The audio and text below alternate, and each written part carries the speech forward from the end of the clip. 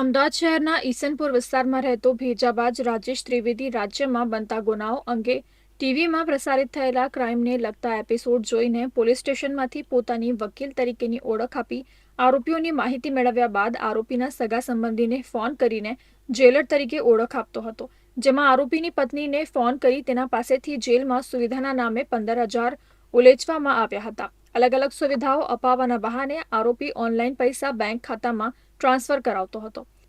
એટલું જ નહીં, સુરત લાજપોર જેલના જેલરના નામે રૂપિયા માંગતો ઓડિયો વાયરલ થતા સચિન પોલીસ મથકમાં ગુનો નોંધાયો હતો.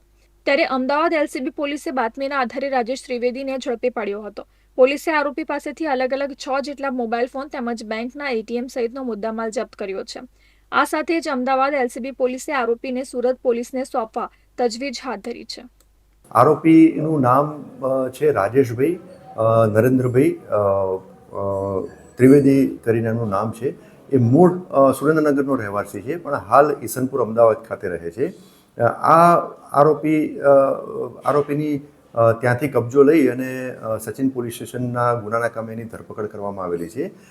તપાસ દરમિયાન જે માહિતી મળેલી છે અને જે આરોપીના વિરુદ્ધમાં જે ગુના દાખલ થયેલા છે એની હકીકત પણ મેળવવામાં આવેલી છે. તો આ આરોપીના વિરુદ્ધમાં ગાંધીનગર, અમદાવાદ શહેર અને અમરેલી જિલ્લાના અલગ અલગ પોલીસ સ્ટેશનમાં ગુના દાખલ થયેલા છે. ભૂતકાળમાં આ આરોપીએ પોલીસ તરીકે ખોટી ઓળખાણ આપી, મહેસૂલના અધિકારી તરીકે ખોટી ઓળખાણ આપી અને ફૂડ સેફ્ટી ઓફિસર તરીકેની ખોટી ઓળખાણ આપી અને આ રીતના પૈસા પડાવતો હતો. એટલે આ રીતની એની મોડસ ઓપરેન્ડી જે છે. આ આરોપીએ જસ્ટ ડાયલ મોબાઈલ એપ્લિકેશનમાંથી અડાજણ પોલીસ સ્ટેશનના ટેલિફોન નંબર મેળવી અને એ ટેલિફોન નંબર ઉપર પીએસઓ જોડે વાત કરી અને પીએસઓને એવું કહ્યું કે આ જે અડાજણ પોલીસ સ્ટેશનના જે ગુનામાં 3 આરોપીઓ પકડાયેલા છે એનો હું એડવોકેટ બોલું છું અને કેટલા વાગે આરોપીઓને રજૂ કરવાના છે એની માહિતી મેળવી. તદુપરાંત આ 3 આરોપીઓના જે સગા સંબંધીઓના મોબાઈલ નંબરની પણ માહિતી એણે પીએસઓ પાસેથી મેળવેલી હતી.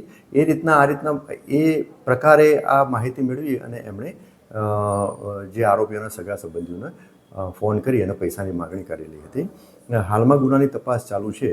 બીજું કે આ જ આરોપી વિરુદ્ધમાં 18/11/2025ના રોજ મૈધરપુરા પોલીસ સ્ટેશનમાં પણ એક ગુનો દાખલ કરવામાં આવેલો છે અને એમાં પણ મોડસ ઓપરેન્ડી સેમ પ્રકારની, એટલે કે જેલના અધિકારી તરીકેની ઓળખાણ આપી અને એણે એક બીજા આરોપી કે જે જ્યુડિશિયલ કસ્ટડીમાં હતા એના સગા સંબંધી પાસેથી પૈસાની માગણી કરેલી હતી. એટલે આ સંબંધે પણ મૈધરપુરા પોલીસ સ્ટેશનમાં ગુનો દાખલ થયેલો છે.